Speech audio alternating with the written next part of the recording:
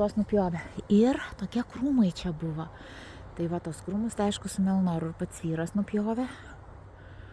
O tie ne birželį Dieve šito beržo, va, jau praktiškai susipykom, nesutiko vyras pašalinti. Man tai nesąmonė, kad iš čia.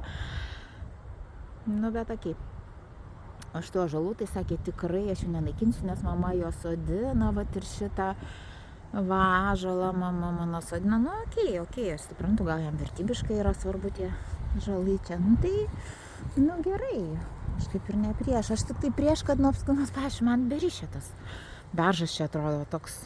Ir jisai kažkoks kaip sergantis. Pažiūrėkit, šakos apačioje jis plikos.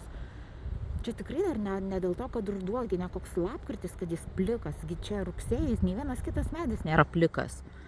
Tik šitas va. Nu viršūniai tai yra tų lapų. Bet žemiau tai kas čia? Nežinau. Nu gal dar aš jį gal prikalbėsiu dar.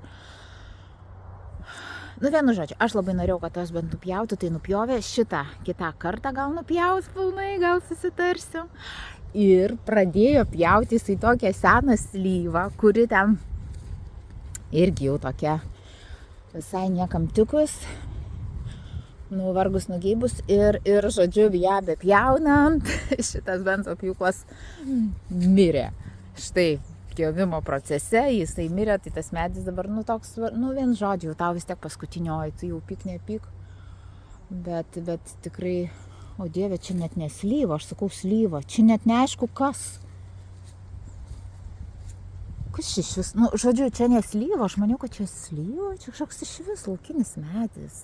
Nu turiu minty ne vaismedis. Ar aš klystu? Pažiūrėkit.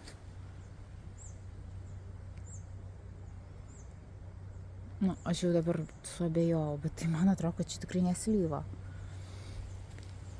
Tai va taip.